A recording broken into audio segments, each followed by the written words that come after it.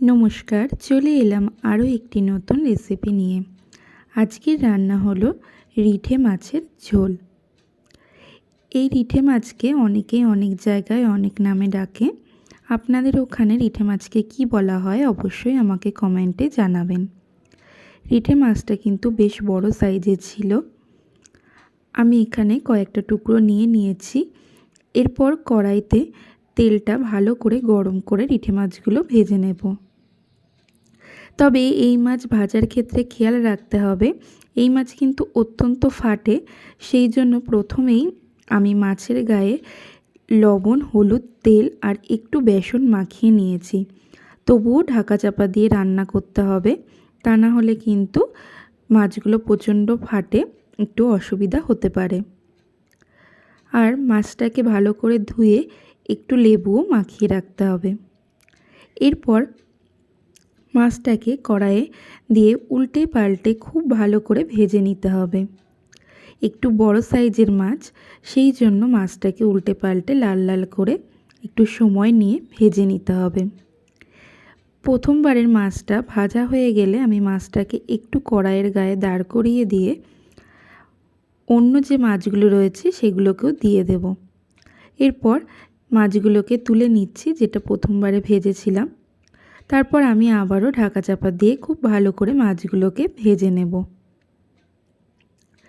মাছগুলো ভাজা হয়ে গেলে কড়াইতে দিয়ে দিতে হবে আলুগুলো একটু বড় সাইজের কাটতে হবে। এরপর আলুগুলোকে উল্টে পাল্টে খুব ভালো করে ভেজে নিতে হবে। আলুর মধ্যে কিন্তু আমি লবণ বা হলুদ কোনোটাই মেশাইনি। আলুগুলো ভাজা হতে থাকলো, এর মধ্যে মিশিয়ে দিলাম পেঁয়াজ। আমি এখানে পেঁয়াজ নিয়েছি 3টে, সেটাকে ভালো করে কুচিয়ে নিয়ে এরপরে ওটাকে ভেজে নিচ্ছি। সামান্য একটু ভাজা ভাজা হয়ে গেলে এর মধ্যে দিয়ে দিলাম হলুদ গুঁড়ো, আর দিলাম ধনে গুঁড়ো আর জিরে গুঁড়ো। এরপর আবারও খুব ভালো করে নাড়াচাড়া করে নিচ্ছি।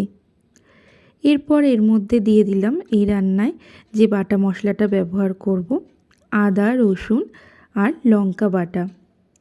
সেটাকেও মিশিয়ে দিয়ে দিলাম একটা বড় সাইজের টমেটো। এরপরে খুব ভালো করে কষতে হবে।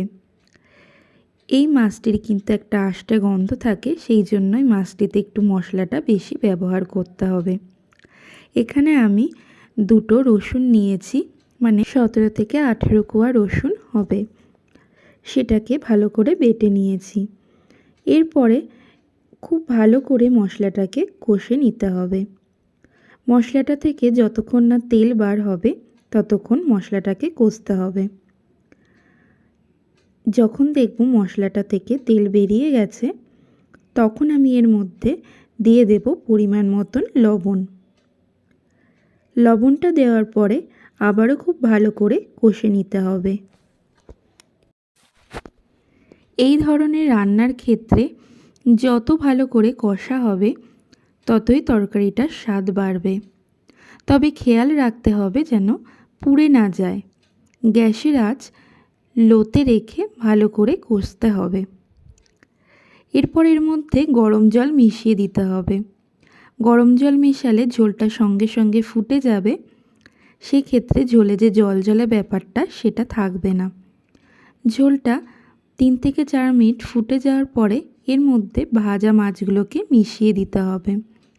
তারপরে ঢাকনা চাপা দিয়ে রেখে দিতে হবে 10 থেকে 15 মিনিট, একদম লো আছে। তাহলেই রেডি হয়ে যাবে আমাদের রিঠে মাছের ঝোল। নামানোর আগে এর মধ্যে মিশিয়ে দিলাম গরম মশলা। আমার রান্নাটি কেমন লাগলো জানাবেন। ভালো লাগলে অবশ্যই লাইক করে দেবেন, শেয়ার করে দেবেন। ধন্যবাদ পুরো ভিডিওটি দেখার জন্য।